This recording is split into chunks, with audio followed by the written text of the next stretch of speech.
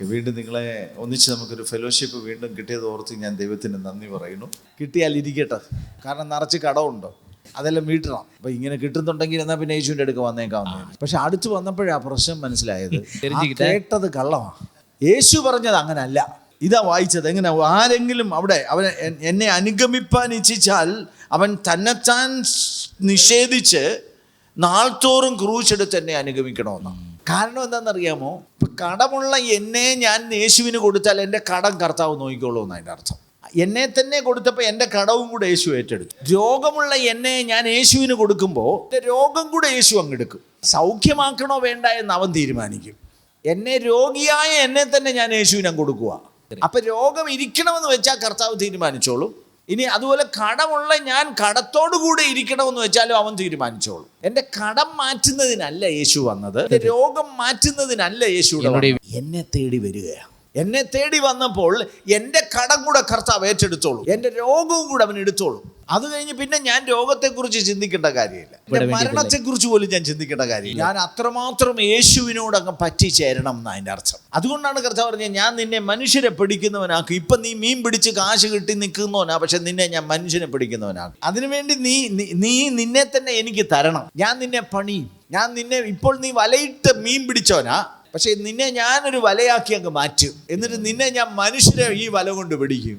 അതുകൊണ്ട് നീ നിന്നെ തന്നെ എനിക്ക് തരണം. നിന്റെ കയ്യിലിരിക്കുന്ന പണം വേണ്ട, നിന്റെ വേറൊന്നും എനിക്ക് ആവശ്യമില്ല, നിന്നെ അതുപോലെ എനിക്ക് തരാമോ എന്നാ ചോദിച്ചു. അതുകൊണ്ടാണ് ശിഷ്യത്വത്തിന്റെ ഒരു വില കൊടുക്കണമെന്ന് പറയും. വില, ശിഷ്യത്വത്തിന്റെ വില എന്തുവന്നു? നമ്മെ തന്നെ ത്യജിക്കണം, നാൾത്തോറും ക്രൂശ് എടുക്കണം. ഇതൊരു വിലയാണ്. അത് വളരെ വ്യക്തമായിട്ട് പറഞ്ഞിരിക്കുന്ന ഒരു പോർഷനാണ് 14-ാം അധ്യായത്തിൽ, ലൂക്കോസിന്റെ തന്നെ 14-ാം അധ്യായം, അതിന്റെ 25 മുതലുള്ള വാക്യങ്ങളൊന്ന് വായിച്ചേ. അനേക ജനങ്ങളും അപ്പോൾ ഏറിയ പുരുഷാരം യേശുവിനെ പുറകെ നടക്കുകയാണ്. അപ്പൊ വലിയൊരു ജനം യേശുവിന്റെ പുറകെ നടക്കുകയാണ്. അപ്പൊ തിരിഞ്ഞാണ് യേശു ഇത് പറയുന്നത്. അപ്പൊ ഇവര് യേശുവിന്റെ പിന്നാലെ നടക്കുക, അല്ലെങ്കിൽ യേശുവിനെ അനുഗമിക്കുകയാണ് ആശ്ചര്യമായി. പക്ഷെ അവരോട് പറയാണ് അടുത്ത വാക്യം, എന്റെ അടുക്കൽ വരികയും 26. അപ്പോൾ അവിടെ പറഞ്ഞത് പുറകെ നടക്കാൻ പറ്റുമായിരിക്കും, പക്ഷെ ശിഷ്യനാകണമെങ്കിൽ ലിസ്റ്റ് ഒന്ന് പറഞ്ഞേ. അപ്പൻ, അമ്മ, മകള്, മകൻ, സഹോദരൻ, ഏതാ വലുത് അതിനകത്ത്? ഇവിടെ ഇപ്പൊ പറഞ്ഞതിൽ ഏറ്റവും പ്രാധാന്യമുള്ളത് ഏതാണെന്നറിയാം? അതാണ് തന്നെത്താൻ ത്യജിച്ച് എന്ന് പറഞ്ഞതിന്റെ അർത്ഥം. യേശുവിനെ അനുധാവനം ചെയ്യുമ്പോൾ എനിക്ക് വേണ്ടി നല്ല ചിന്തിക്കേണ്ടത്. അതുകൊണ്ടാണ് ഒരു രാഷ്ട്രീയ പാർട്ടി ചേരുന്ന പോലെ അല്ല ഇത്, ഏതെങ്കിലും മതത്തിൽ ചേരുന്ന പോലെ അല്ല, ഏതെങ്കിലും ഒരു പ്രസ്ഥാനത്തിൽ ചേരുന്നത് പോലെ. യേശുവിനോട് ചേരുക എന്ന് പറഞ്ഞാൽ ഞാൻ എന്നെ തന്നെ പൂർണ്ണമായും ത്യജിച്ച് ചെല്ലണമെന്നാണ് കർത്താവ് വെച്ച കണ്ടീഷൻ. 27, തൻ്റെ ക്രൂശ് എടുത്ത് എൻ്റെ പിന്നാലെ വരാത്തവനും എൻ്റെ ശിഷ്യനായിരുന്നു. അതിൻ്റെ അർത്ഥം എന്താ മനസ്സിലായ? ക്രൂശിന്റെ അർത്ഥം എന്താ? ഭാര്യയാണോ ക്രൂശ്? കഷ്ടതയാണോ ക്രൂശ്? യേശു ഇങ്ങനെ പീലാത്തോസിന്റെ അടുക്ക നിന്ന കഥ അറിയാമല്ലോ. അപ്പൊ പീലാത്തോസ് ആദ്യം യേശുവിനെ അടുപ്പിച്ച് വിടാമെന്ന് വിചാരിച്ചു. 39 അടി അവനെ അടിച്ചു. അത് അടി എന്നൊക്കെ പറഞ്ഞാൽ നിങ്ങൾ കണ്ടിട്ടുണ്ടാവുമായിരിക്കും, സിനിമയിലൊക്കെ ഉണ്ടായിരുന്നു. അടിച്ചിട്ട് പുറം പൊളിഞ്ഞു പോകുന്ന പോലത്തെ അടിയ. ചാട്ടയുടെ അറ്റത്ത് ഈ കൊളുത്തൊക്കെ വെച്ചിട്ട് ഈ മാംസം പറഞ്ഞു പോരുന്ന പോലത്തെ അടിയാ. അപ്പൊ അങ്ങനെ അടിച്ചിട്ട് വലിക്കും, അപ്പൊ മാംസം അടക്കം പറഞ്ഞു വരും. അങ്ങനെ 39 അടി അടിച്ചു. അത് കഷ്ടമല്ലേ? അതാണോ ക്രൂശ്? അല്ല. അപ്പൊ ക്രൂശ് എന്താ? അത് കഴിഞ്ഞ് പീലാത്തോസ് ഇവനെ വിടണമെന്ന് വിചാരിച്ചപ്പോ ജനം എന്തോ പറഞ്ഞു? ക്രൂശിക്കാന്ന് ആക്രോശിച്ചു. അപ്പൊ ക്രൂശ് എന്താ? ആ ക്രൂശിന് വിധിക്കപ്പെട്ടവന്റെ പ്രത്യേകത എന്താണെന്നറിയാമോ? അവൻ ആ ക്രൂശ് എടുത്തുകൊണ്ട് നടക്കണം. ലക്ഷ്യസ്ഥാനത്ത് എത്തുമ്പോൾ ആ ക്രൂശിൽ അവനെ ക്രൂശിക്കും. അവൻ ആ ക്രൂശിൽ മരിക്കാനുള്ളതാണ്. അതുകൊണ്ടാണ് ഇവിടെ 27-ാമത്തെ വാക്യത്തിൽ വായിക്കുന്നത്, തൻ്റെ ക്രൂശ് എടുത്തുകൊണ്ട് എന്നെ അനുഗമിക്കാത്തവൻ. അതിൻ്റെ അർത്ഥം എന്താണെന്ന് ചോദിച്ചാൽ, നാം ഇന്നൊരു ദിവസത്തേക്ക് ജീവിച്ചാൽ മതിയത്. യേശുവിൻ്റെ പിന്നാലെ വരുന്നവന് നാളെ ഒരു ദിവസം ഇല്ല, ഇന്ന് മാത്രം. എൻ്റെ ലാസ്റ്റ് ഡേ ആയിരുന്നു. യേശുവിനോട് കൂടെ ഇറങ്ങി പുറപ്പെട്ടാൽ അവൻ തീർന്നെന്ന്. പ്രാണനെ പകയ്ക്കുക, സ്വന്തം ജീവൻ. നിങ്ങൾ അങ്ങനെയാണോ യേശുവിനെ? പക്ഷെ ശിഷ്യനാകണമെങ്കിൽ ഇങ്ങനെ തന്നെ ആവണം. ആര് പറഞ്ഞ വാക്ക? പൊഴി പറയുമോ? യേശു കള്ളം പറയും? വെറുതെ തമാശന് പറയുമോ? ഇത് സീരിയസാ. അതുകൊണ്ട് തന്നെയാണ് യേശുവിനെ അനുഗമിച്ചവരുടെ എല്ലാം പ്രാണൻ രക്തസാക്ഷിത്വം വഹിക്കാനിടയായി. ശിഷ്യന്മാരെല്ലാവരും മരിച്ചത് അങ്ങനെയാ. യോഹന്നാൻ മാത്രമേ ഉള്ളൂ സാധാരണ മരണം എന്ന് പറയുന്നത്. പക്ഷെ 2 പ്രാവശ്യം അദ്ദേഹം ക്രൂശിക്കപ്പെടുന്നത് പോലെ മരിച്ചതാ. തിളച്ചെണ്ണയ്ക്കകത്തിലോട്ട് ആദ്യം വിട്ടു, അത് കഴിഞ്ഞ് പത്മോസിലേക്ക് കയറ്റി നാട് കടത്തി. തിളച്ച എണ്ണയിൽ നിന്ന് സാധാരണ ആരും എഴുന്നേറ്റ് വരത്തില്ല. അതുപോലെ പത്മോസിൽ പോയിട്ട് ആരും വന്നിട്ടില്ല. പക്ഷെ അവിടെ നിന്ന് യോഹന്നാൻ തിരിച്ചു വന്നത് അത്ഭുതകരമായ കാര്യമാണ്. ബാക്കി എല്ലാവരും തന്നെ പത്രോസിനെ തലകീഴായിട്ട് ക്രൂശിച്ചു, പൗലോസിനെ വാളുകൊണ്ട് തല വെട്ടിക്കളഞ്ഞു, യോഹന്നാന്റെ സഹോദരൻ യാക്കോബിനെ വാളുകൊണ്ട് ഹെരോദാവ് കൊന്നു, തോമസ് ഇന്ത്യയിൽ വെച്ച് കുന്തമേറുകൊണ്ട് മരിച്ചു, ചിലരൊക്കെ കല്ലേറേറ്റ് മരിച്ചു, ചിലരെ അടിച്ചു കൊന്നു. സ്തെഫാനോസിനെയൊക്കെ നമുക്കറിയാവുന്നതുപോലെ അവർ കല്ലെറിഞ്ഞു കൊല്ലുകയായിരുന്നു. അങ്ങനെ ശിഷ്യന്മാരുടെ പ്രാണൻ വിലയേറിയതായിട്ടല്ല, അവർ അത് കളയുന്നതിന് അവർക്ക് സന്തോഷമേ. ഹല്ലേലൂയ. യേശുവിന്റെ അനുധാവനം ചെയ്യാൻ പറഞ്ഞത് നിന്റെ മരണം എടുത്ത് കൈവച്ചുകൊണ്ട് വേണം നടക്കാൻ. എന്താ അതിന്റെ കാര്യമെന്നറിയാമോ? മരണം ഒരു അന്ത്യമല്ലെന്ന് നമുക്ക് തിരിച്ചറിയും. കാരണം യേശു മരിക്കുകയും ഉയർത്തെഴുന്നേൽക്കുകയും ചെയ്യും. അവനെ അനുധാവനം ചെയ്യുന്ന നമ്മളെല്ലാവരും അതുപോലെ ഉയർക്കും. അതുമാത്രമല്ല, മരണത്തിന്റെയും പാതാളത്തിന്റെയും താക്കോൽ എൻ്റെ യേശുവിൻ്റെ ഇല്ല. അതുകൊണ്ട് ഞാൻ എപ്പം മരിക്കണമെന്ന് ഞാനല്ല തീരുമാനിക്കുന്നത്, യേശുവാ തീരുമാനം. പിശാചുമല്ല തീരുമാനിക്കുന്നത്, യേശുവാണ് തീരുമാനം. അതുകൊണ്ട് ഞാൻ എൻ്റെ പ്രാണനെ വെച്ചു കൊടുത്തിട്ട് ജീവിക്കുന്നതിന്. അങ്ങനെയാണ് ദൈവം നമ്മളെ, കർത്താവ് നമ്മളെ വിളിക്കുന്നത്. ഈ വില കോസ്റ്റ്ലി ആണെന്ന് തോന്നുന്നുണ്ടോ? ഇനി 33 വായിച്ച അതേ അധ്യായത്തിൽ, നിങ്ങളിൽ ആരെങ്കിലും തനിക്കുള്ളതൊക്കെയും വിട്ടുപിരിയുന്നില്ലെങ്കിൽ അവൻ എൻ്റെ ശിഷ്യനായിരിക്കാൻ കഴിയത്തില്ല. ഈ വാക്യം ശരിക്കും പഠിക്കുന്നുണ്ട്. തൻ്റെ കയ്യിലുള്ളതെല്ലാം വിട്ടുകളയണം. വിടുന്നവനെ യേശുവിന്റെ ശിഷ്യനായിരിക്കാൻ കഴിയത്തില്ല. പ്രാണനെ ത്യജിക്കുന്നവനെ യേശുവിന്റെ ശിഷ്യനായിരിക്കാൻ കഴിയും. കയ്യിലുള്ളത് വിട്ടുകളയുക എന്ന് പറഞ്ഞാൽ അതിന്റെ അർത്ഥം എന്താ? കാരണം എനിക്കായിട്ട് എൻ്റെ കർത്താവ് കരുണ്ടെന്ന് വിശ്വാസം ഉണ്ടാവണം. ഞാൻ പിടിക്കേണ്ട കാര്യമില്ല. ഞാൻ ഒരു ഉദാഹരണം പറഞ്ഞാൽ നിങ്ങൾക്ക് മനസ്സിലാവും. ഉദാഹരണം சொல்றேன். ഈ രാജധാനി ട്രെയിൻ ഉണ്ട്, കേറിയിട്ടുണ്ടോ? யாராவது போயிருக்கீங்களா? ഫുൾ AC മാത്രമല്ല, അവിടെ ഫുൾ ഫുഡും കിട്ടും. ടിക്കറ്റ് എടുക്കുമ്പോൾ തന്നെ ഫുഡും AC ഒക്കെ ഉണ്ട്, എല്ലാം കിട്ടും. നിങ്ങൾ അവിടെ നിന്ന് ഡൽഹിക്ക് പോവാന്ന് വിചാരിക്കും, 2 ദിവസത്തെ യാത്ര കാണും അല്ലേ, 2 രാത്രി. അപ്പൊ ഈ രാജധാനിയുടെ ടിക്കറ്റ് എടുത്തേച്ച് നിങ്ങൾ യാത്ര പുറപ്പെടാൻ പോകുമ്പം നിങ്ങൾ വീട്ടിൽ നിന്ന് ചോറൊക്കെ പൊതിയൊക്കെ എടുക്കും, കിട്ടാതെ. ഇതാ യേശു വിളിച്ചത്. കയ്യിലുള്ളതൊക്കെ വിട്, അവൻ തരും. അവൻ തരുന്നത് മതിയെന്ന് വെച്ചോണം. ഞാൻ പൊതിഞ്ഞു കെട്ടിയത് കൊണ്ടുവരണ്ടെന്നോ, അത് ശരിയാകത്തില്ല, അത് വിട്ടേക്ക്. പക്ഷെ പിന്നെ പിടിക്കരുത്, അത് കരുതിക്കോളൂ. അങ്ങനെ തന്നെയല്ലേ? നമുക്ക് അങ്ങനെ വിശ്വാസം ഇല്ല. പൊതുക്കി വെച്ചേക്കാം. ഒരു മിഷണറി ഉണ്ടായിരുന്നു അരുണാചൽ പ്രദേശിലുള്ള ഒരു മിഷണറി. അദ്ദേഹം മിഷണറി ആയിട്ട് പോകുമ്പം അയാളുടെ ഭാര്യ പറഞ്ഞു, അവിടെ ചെന്നാൽ വലിയ ദാരിദ്ര്യമൊക്കെ ആയിരിക്കും, അതുകൊണ്ട് അവൾ വഞ്ചി അതിൽ കുറെ പൈസ വെച്ചോണ്ടാ പോയെ. അപ്പൊ അവള് ഭർത്താവിനോട് പറഞ്ഞില്ല, കാരണം എങ്ങാനും പൈസ തീർന്നാൽ ഇത് എടുക്കാമെന്ന് വിചാരിച്ചു പോയതാണ്. അവിടെ ചെന്നൊരു വീട്ടിൽ കയറി താമസിച്ചു. ആദ്യ ആഴ്ച തന്നെ ഒരു കള്ളം കയറി അവരുടെ വീട്ടിൽ. ഇവരുടെ ഈ വഞ്ചി എടുത്ത് ഈ കുടുക്ക എടുത്തുണ്ടു. മനസ്സിലായോ? അബ്രഹാമിനും അങ്ങനെ തന്നെ പറ്റിയിട്ടില്ലേ? അബ്രഹാമിനോട് പറഞ്ഞു, നീ പുറപ്പെടാൻ പറഞ്ഞു. പക്ഷെ അബ്രഹാം എന്തോ ചെയ്തു? കൂട്ടത്തിലുള്ളവരെ എല്ലാവരെയും കൂടെ കൂട്ടിക്കൊണ്ടു വന്നു, കയ്യിലുണ്ടായിരുന്ന പൈസയൊക്കെ എടുത്തു. ആദ്യം ഒരു ക്ഷാമം അയച്ചു, മുഴുവൻ സാധനവും തീരുന്നവരെ ക്ഷാമമായിരുന്നു.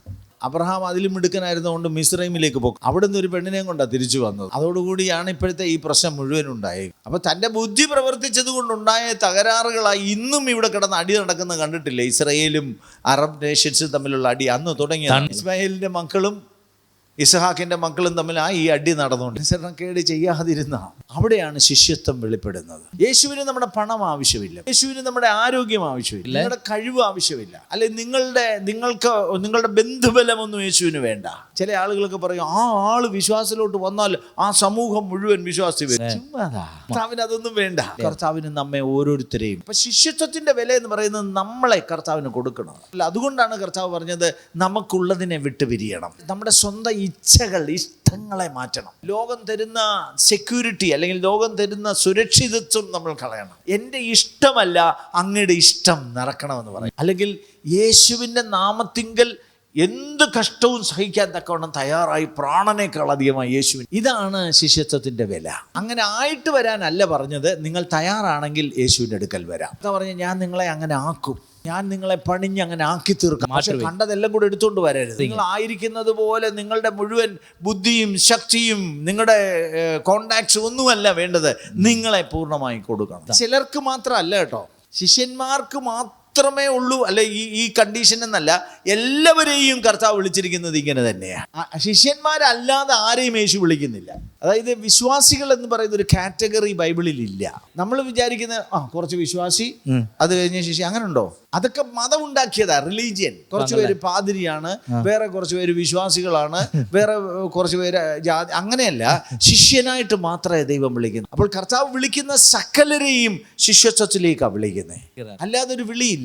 മത്തായി സുവിശേഷം 28-ാം അധ്യായത്തിൻ്റെ 18, 19, 20 വാക്യങ്ങൾ വായിച്ചോളൂ.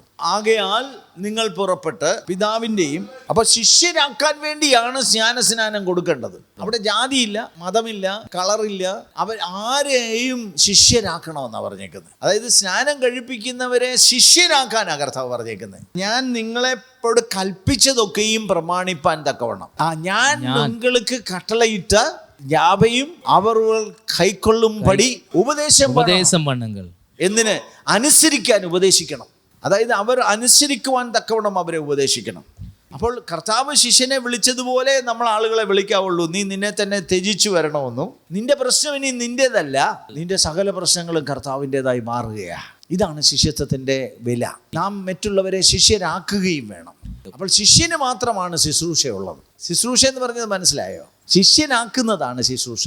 അതിനു മുമ്പ് നാം ശിഷ്യരാകണം. ശിഷ്യരാകണമെങ്കിൽ യേശുവിൻ്റെ പുറകെ പോകണം. യേശുവിൻ്റെ പുറകെ പോകണമെങ്കിൽ നമുക്കുള്ളതിനെയൊക്കെ വിട്ട് എൻ്റെ പ്രാണനെ പോലും വിലയേറിയതായി കണക്കാക്കി ഒരു ദിവസത്തേക്ക് ജീവിച്ച് യേശുവിൻ്റെ പിന്നാലെ പോവുകയാണ്. അതിന് തക്കവണ്ണം വലിപ്പമുള്ളവനാണ് യേശുവെന്ന് തിരിച്ചറിഞ്ഞിട്ട് വേണം അവൻ്റെ പുറകെ. ഞാൻ രാജധാനിയുടെ ഉദാഹരണം പറഞ്ഞല്ലോ. നിങ്ങളുടെ വീട് വിറ്റേച്ച് ചെല്ലാനല്ല രാജധാനി പറഞ്ഞത്. രാജധാനി പോകുമ്പോൾ ഭക്ഷണമേ കിട്ടത്തുള്ളൂ. അതുകൊണ്ട് ശാപ്പാട് എടുക്കണ്ട, പക്ഷെ വസ്ത്രം എടുക്കണം. പക്ഷെ യേശുവിൻ്റെ അടുക്ക് വരുമ്പോൾ ഫുഡ് എടുക്കണ്ട, വസ്ത്രം എടുക്കണ്ട, കിടപ്പാടം എടുക്കണ്ട, നമ്മുടെ ഒന്നും എടുക്കണ്ട. ആ യേശുവിൻ്റെ പിന്നാലെ പോകാൻ പറ്റും. അതാണ് ശിഷ്യത്വത്തിൻ്റെ പടവുകൾ എന്ന് പറയുന്നത്. Hallelujah, hallelujah.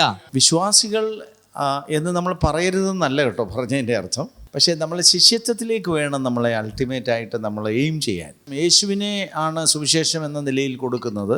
അങ്ങനെ യേശുവിനെ കൊടുക്കുമ്പോൾ അവർ മാനസാന്തരപ്പെടുകയാണ്, അല്ലെങ്കിൽ യേശുവിലേക്ക് വരികയാണ് ചെയ്യുന്നത്. അങ്ങനെ വരുമ്പോൾ അവർ യേശുവിൽ വിശ്വസിക്കുന്നവരായി മാറും. അപ്പോൾ യേശുവിൽ വിശ്വസിച്ചാൽ എന്ത് സംഭവിക്കും? യോഹന്നാന്റെ സുവിശേഷം 1-ാം അധ്യായത്തിൻ്റെ 12-ാം വാക്യത്തിൽ വായിക്കുന്നത് പോലെ അവനെ കൈക്കൊണ്ട് അവൻ്റെ നാമത്തിൽ വിശ്വസിക്കുമ്പോൾ അവർ ദൈവത്തിൻ്റെ മക്കളായി മാറുകയാണ്. അപ്പോൾ അവനുള്ള അധികാരം ലഭിച്ചു എന്ന് പറഞ്ഞാൽ അടുത്ത വാക്യം 13-ാമത്തെ വാക്യത്തിലുണ്ട്, അവർ ദൈവത്തിൽ നിന്ന് ജനിക്കുകയാണ്. സുവിശേഷം എന്ന് പറഞ്ഞാൽ യേശുവിനെ നമ്മൾ പരിചയപ്പെടുത്തുമ്പോൾ, അല്ലെ യേശുവിനെ നമ്മൾ ഇൻട്രൊഡ്യൂസ് ചെയ്യുമ്പോൾ അവർ കൈക്കൊണ്ടാൽ, അല്ലെങ്കിൽ യേശുവിൽ അവർ വിശ്വസിച്ചാൽ ആ മാനസാന്തരം, അതിൻ്റെ ഫലമാണ് സത്യത്തിൽ പൊതുജനനം എന്ന് പറയുന്നത്. എന്ന് വെച്ചാൽ അതാണ് യോഹന്നാന്റെ സുവിശേഷത്തിൽ വായിച്ചപ്പോൾ മക്കളാകാനുള്ള അധികാരം ലഭിക്കുക. അതാണ് അവർ ദൈവത്തിൽ നിന്ന് ജനിക്കുക എന്ന് പറഞ്ഞതിൻ്റെ അർത്ഥം. വീണ്ടും ജനനം നമ്മൾ സംസാരിച്ചപ്പം ഈ നിക്കോദമോസിൻ്റെ ഒക്കെ ഉദാഹരണം പറഞ്ഞായിരുന്നു. ഈ കാര്യങ്ങളൊക്കെ ഗ്രഹിച്ചിട്ട് വന്ന് പറയുകയാണ് നിക്കോദമോസ് യേശുവിനെ നീ ദൈവത്തിൻ്റെ അടുക്കൽ നിന്ന് വന്നതാണെന്നൊക്കെ പറയുകയാണ്.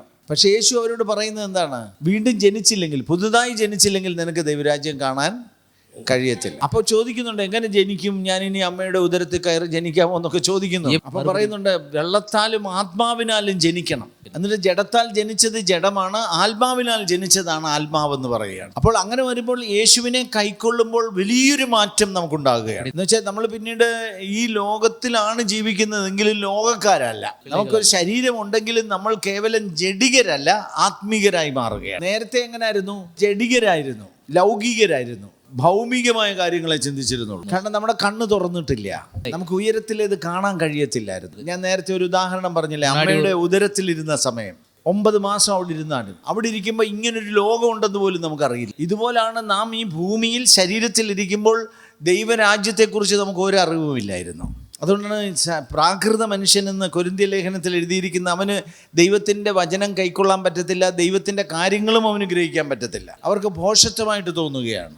വീണ്ടും ജനിക്കുമ്പോൾ, ദൈവത്തിൽ നിന്ന് ജനിക്കുമ്പോൾ, യേശുവിനെ കൈക്കൊണ്ടപ്പോൾ യേശുവിൻ്റെ കൂടെ നടക്കുന്നവനായിട്ട് മാറുകയാണ്, ദൈവരാജ്യത്തിലേക്ക് പ്രവേശിക്കും. അപ്പോൾ യേശുവിനെ കുറിച്ചൊരു വെളിപ്പാട് നമുക്ക് ലഭിക്കുകയാണ്, എൻ്റെ കർത്താവാണെന്ന് തിരിച്ചറിയുക. അങ്ങനെ യേശുവിനെ പൂർണ്ണമായിട്ടും എന്താ പറഞ്ഞാൽ ആ രാജത്വത്തിൽ ഞാൻ കാണാൻ തുടങ്ങുക. അപ്പോൾ അങ്ങനെയാണ് കർത്താവിൻ്റെ ശിഷ്യത്വത്തിലേക്ക് നമ്മൾ നടക്കുന്നത്. അപ്പം നമുക്ക് സ്വാഭാവികമായിട്ട് ഒരു സംശയം തോന്നി, ഇതൊക്കെ നടക്കുന്ന കാര്യമാണോ? കാരണം ഞാൻ എൻ്റെ പ്രാണനേക്കാൾ അധികമായി യേശുവിനെ സ്നേഹിച്ച് നടക്കാൻ പറ്റുമോ എന്നൊക്കെയുള്ള ചോദ്യം. വീണ്ടും ജനനത്തിൽ നമുക്ക് ഈ മാറ്റം ഉണ്ടാകുകയാണ്. നമ്മൾ യേശുവിൻ്റെ സാക്ഷികളാകാൻ തക്കവണ്ണം ദൈവത്തിൻ്റെ ആത്മാവ് നമ്മുടെ മേൽ വരികയാണ്. അപ്പോഴാണ് നമ്മൾ ശരിക്കും പറഞ്ഞാൽ നമ്മളെല്ലാം ത്യജിച്ച് കർത്താവിൻ്റെ പിന്നാലെ നടക്കാൻ തുടങ്ങും. അപ്പോസ്തല പ്രവൃത്തികൾ 1-ാം അധ്യായത്തിൻ്റെ 8-ാം വാക്യം വായിച്ചു നോക്കിയേ.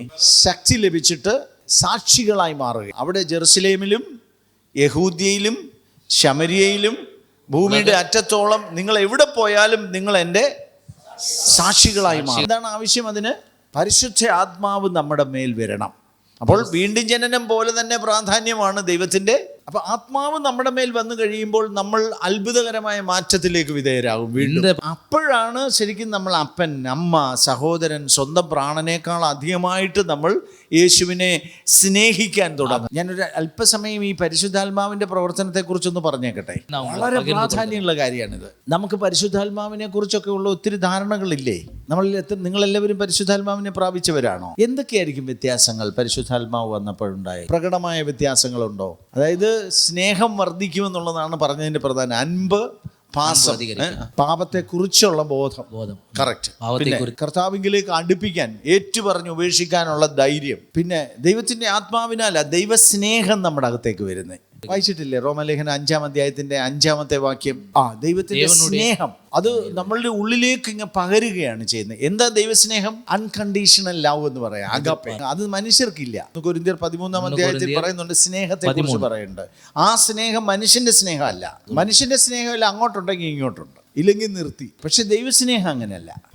പാപികളായിരിക്കുമ്പോൾ ക്രൂശിൽ യേശു നമുക്ക് വേണ്ടി മരിക്കാൻ തയ്യാർ. തൻ്റെ ഏകജാതനായ പുത്രനെ നമുക്ക് വേണ്ടി, നമ്മളെപ്പോലെ പാപികൾക്ക് വേണ്ടി ദൈവം തരാൻ തയ്യാറായതാണ് സ്നേഹം. നമ്മൾ ശത്രുക്കളായിരുന്നപ്പോൾ തന്നെ നമ്മളെ സ്നേഹിച്ചു. അതുകൊണ്ടാണ് ദൈവത്തിൻ്റെ മക്കളായ നമ്മളും ശത്രുക്കളെ സ്നേഹിക്കേണ്ടത്. അങ്ങനെ സ്നേഹിക്കുക എന്നുള്ളതാണ് പരിശുദ്ധാത്മാവ് നമ്മളിൽ കൂടെ ചെയ്യുന്ന ധർമ്മം. പിന്നെ നേരത്തെ പറഞ്ഞ പോലെ നമ്മളെ ശുദ്ധിയിലേക്ക് നയിക്കുകയാണ് ചെയ്യുന്നത്. അതുമാത്രമല്ല, ശരിക്കും ദൈവത്തിൻ്റെ ആത്മാവ് നമ്മുടെ മേൽ വരുമ്പോൾ നമുക്കൊരു ശക്തി ലഭിക്കുകയാണ്. എന്തിനുള്ള ശക്തിയാ?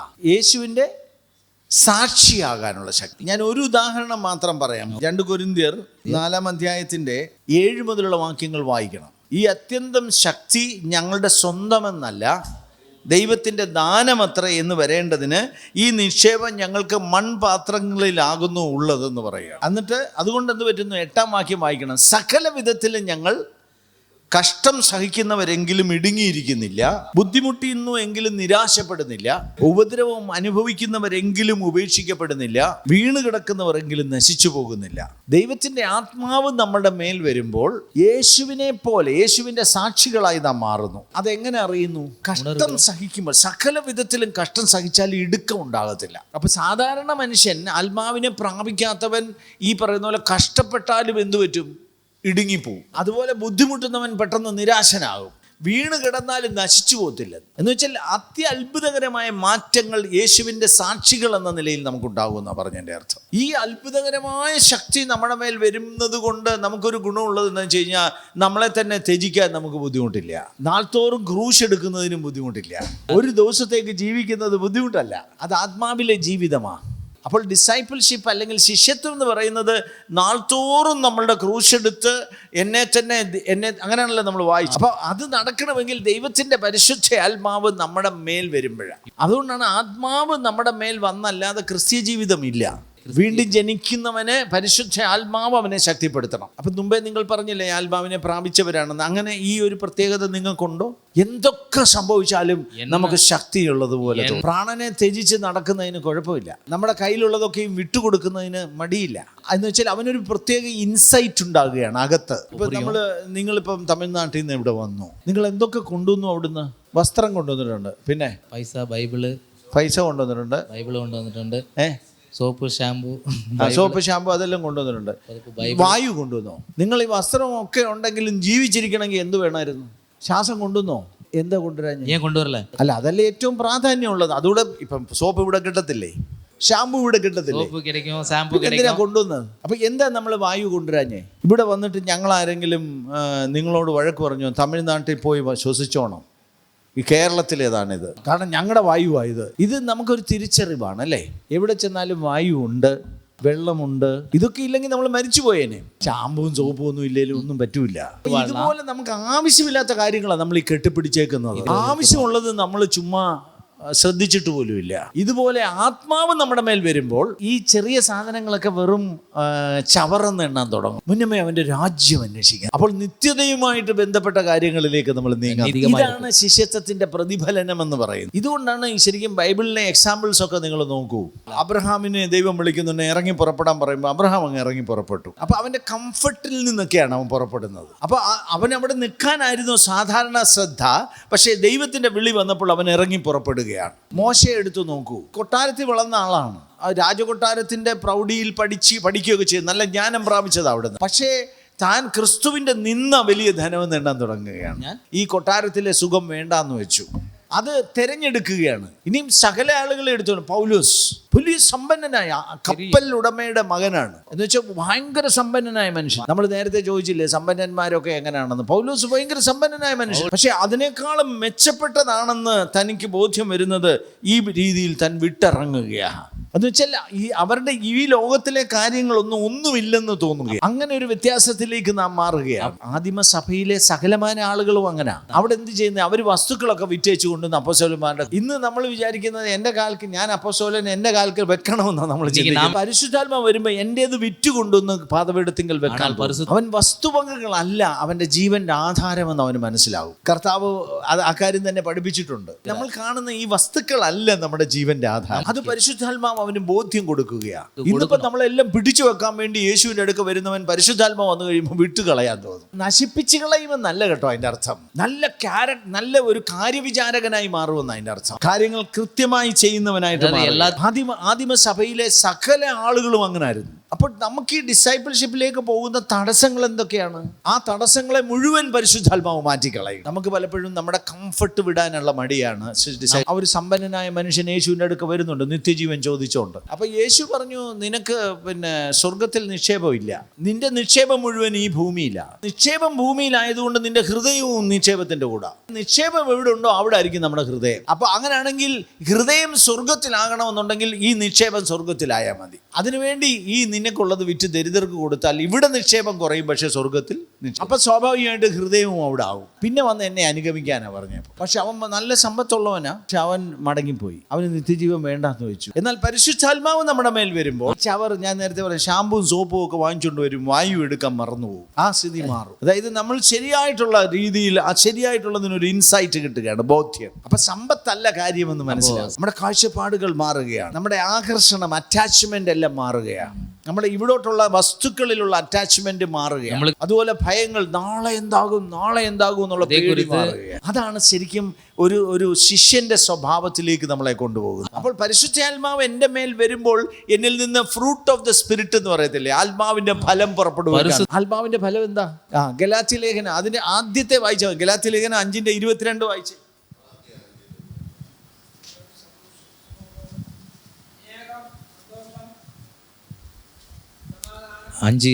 ഗലാത്യർ 5:22.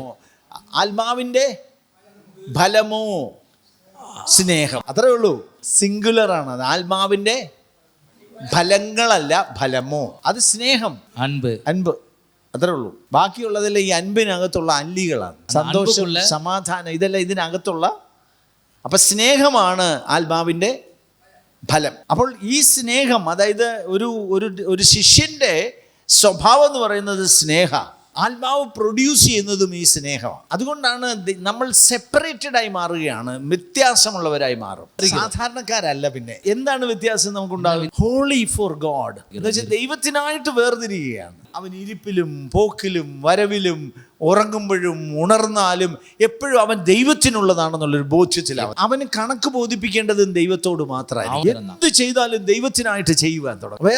വേറെ ഒന്നും അവനെ മോട്ടിവേറ്റ് ചെയ്യുന്നില്ല, വേറെ ഒന്നും അവന്റെ ലക്ഷ്യമില്ല. ശിഷ്യന്മാരൊക്കെ ആണെങ്കിൽ ഈ പരിശുദ്ധാത്മാവ് വരുന്നവരെ പത്രോസ് അടക്കമുള്ളവർ ചോദിച്ചൊരു ചോദ്യമുണ്ട്, ഞങ്ങൾക്ക് എന്നാ കിട്ടുമെന്ന്. പക്ഷെ പരിശുദ്ധാത്മാവ് പത്രോസിന്റെ മേൽ വന്നപ്പോൾ പത്രോസ് പിന്നെ ചോദിച്ചിട്ടില്ല എന്നാ കിട്ടുമെന്ന്. അതുപോലെ പത്രോസ് യേശുവിനെ തള്ളി പറയത്തില്ലെന്ന് പറഞ്ഞതാ. പത്രോസ് പറയുന്നത് മരിക്കേണ്ടി വന്നാലും ഞാൻ തള്ളി പറയത്തില്ലെന്നാണ്. പക്ഷെ അങ്ങനെ ധൈര്യമായി നിന്ന പത്രോസിന്റെ അടുക്കൽ ഒരു വേലക്കാരി സ്ത്രീ ചോദിച്ചു, നീ യേശുവിന്റെ കൂടെ ഉള്ളതല്ലേ? അവൻ പറഞ്ഞു, ഇല്ലില്ല, എനിക്ക് അവനെ അറിയത്തില്ല. അങ്ങനല്ലേ പറഞ്ഞേ? പക്ഷെ ഇതേ പത്രോസിന് പരിശുദ്ധാത്മാവ് തന്റെ മേൽ വന്നപ്പോൾ അവിടെ പറയാണ്, സകല അധികാരമുള്ളവരെ നോക്കി പറഞ്ഞു, നിങ്ങൾ ക്രൂശിച്ച യേശുവിനെ കർത്താവും ക്രിസ്തുവുമാക്കി വെച്ചിരിക്കുന്നു, ഞാൻ അവന്റെ സാക്ഷിയാന്ന് പറഞ്ഞു. സെയിം ആളാ.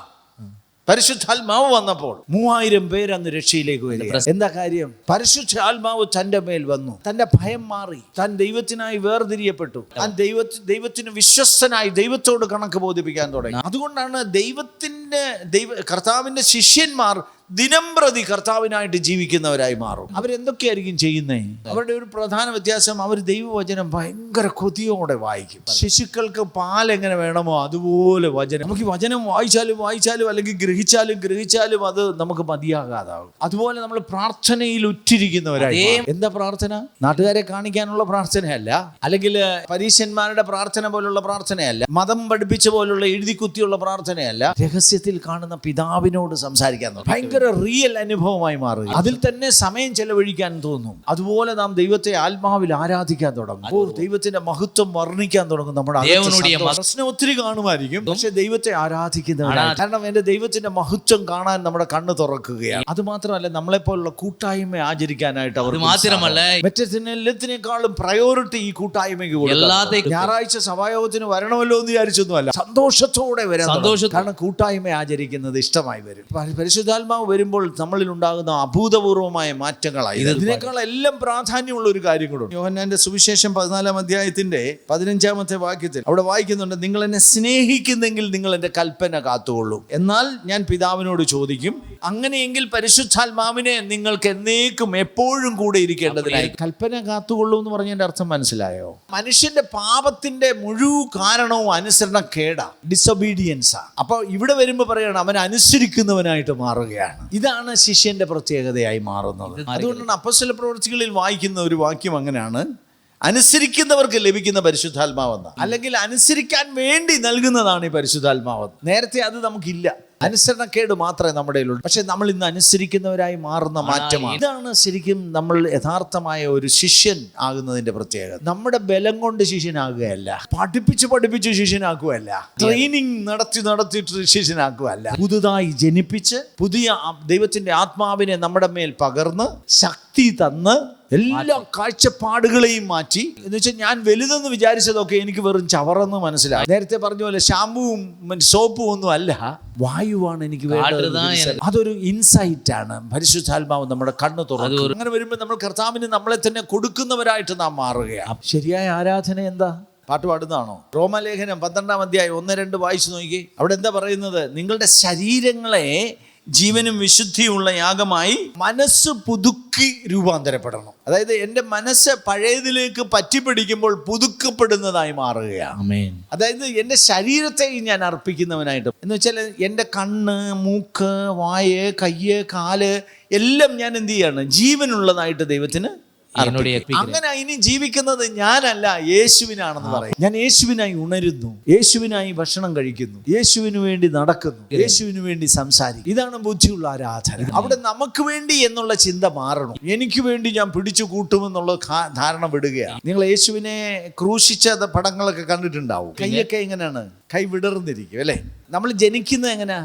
കുഞ്ഞുങ്ങളെ നിങ്ങൾ ജനിക്കുമ്പോൾ കണ്ടിട്ടില്ല? എങ്ങനെയാ വരും? ഇങ്ങനെ വരും. മിക്കവാറും എല്ലാ കുഞ്ഞുങ്ങളും ഇങ്ങനെ തന്നെ വരുന്നത്. പിടിച്ചടക്കണം. ക്രൂശിക്കപ്പെട്ടാൽ എല്ലാം വിട്ടുകൊടുക്കുന്നവരാണ്. ഇതാണ് ആ മാറ്റം. ശിഷ്യന്റെ സകലതും കർത്താവിനായിട്ട് സമർപ്പിക്കുക. കർത്താവിന് ഇഷ്ടമുള്ളതുപോലെ ഞാൻ ആയിത്തീരും. അതാണ് കർത്താവിന് ഇഷ്ടമെങ്കിൽ ഞാൻ ഇവിടെ ജീവിച്ചിരിക്കും, കർത്താവിന് ഇഷ്ടമുണ്ടെങ്കിൽ ഞാൻ സംസാരിക്കും. വേറെ ഒന്നും എൻ്റെ ആഗ്രഹങ്ങൾ ഇല്ലാതാകുകയാണ്. അതുകൊണ്ടാണ് സ്വർഗത്തിൽ എങ്ങനെയാണോ അങ്ങയുടെ ഇഷ്ടം അതുപോലെ എൻ്റെ ജീവിതത്തിൽ ആ രാജ്യം വരണമെന്ന് പറയുകയാണ്. ആ വ്യത്യാസം നമ്മുടെ ജീവിതത്തിൽ എല്ലാം വെളിപ്പെടാൻ തുടങ്ങും. ഇതാണ് ശരിക്കും ശിഷ്യത്വത്തിന്റെ പടവുകൾ എന്ന് പറയുന്നത്, അല്ലെങ്കിൽ പടികൾ എന്ന് പറയുന്നത്. ഇത് ദൈവത്തിന്റെ ആത്മാവിനാലും വീണ്ടും ജനനത്താലും അല്ലാതെ നടക്കത്തില്ല. ആത്മാവിൽ ജനിക്കുകയും ആത്മാവിനെ നമ്മുടെ മേൽ പകരുകയും ചെയ്താൽ മാത്രമേ ഇത് സാധ്യമാകുകയുള്ളൂ. ആത്മാവിനെ അഭിഷേകം ലഭിക്കുക മാത്രമല്ല, ആത്മനിറവും കൂടെ പ്രാപിക്കണം. ലൂക്കോസിന്റെ സുവിശേഷം 24-49 വാക്യം ഒന്ന് വായിച്ചേ. ഉയരത്തിൽ നിന്ന് ശക്തി ധരിക്കുക എന്നാണ് അവിടെ എഴുതിയേക്കുന്നത്. ധരിക്കുക എന്ന് പറഞ്ഞാൽ ഒരു വസ്ത്രം അല്ലെങ്കിൽ ഒരു പുതപ്പ് വന്ന് വീഴുന്നത് പോലെയാണ്. മുഴുവനായി നമ്മളെ അങ്ങ് മൂടുകയാണ്. അവിടെ ഉയരത്തിലെ ശക്തി നിങ്ങളുടെ മേൽ വരുന്നത് വരെ നിങ്ങൾ എന്ത് ചെയ്യണം? കാത്തിരിക്കണം. അപ്പോസ്തല പ്രവൃത്തികൾ 2-ാം അധ്യായം 38-39 വാക്യങ്ങളിലൂടെ വായിച്ചാൽ മാനസാന്തരപ്പെട്ട്, അപ്പം യേശുക്രിസ്തുവിന്റെ നാമത്തിൽ സ്നാനമേൽപ്പീൻ, എന്നാൽ പരിശുദ്ധാത്മാവ് എന്ന ദാനം നിങ്ങൾക്ക് ലഭിക്കുമെന്ന്. അപ്പോൾ മാനസാന്തരപ്പെട്ട് സ്നാനപ്പെട്ട് വ്യക്തിക്ക് പരിശുദ്ധാത്മാവ് എന്ന ദാനം ലഭിക്കുമെന്ന് പറഞ്ഞു. എന്നിട്ട് 39 വായിച്ച ഈ വാഗ്ദത്തം നിങ്ങൾക്കും നിങ്ങളുടെ മക്കൾക്കും ദൈവമായ കർത്താവ് വിളിച്ചു വരുത്തുന്ന ഏവർക്കും ഉള്ളതാണെന്ന് പറഞ്ഞു. എന്ന് വെച്ചാൽ ഇത് കേവലം ഒരു മതപരമായ ആചാരമല്ല.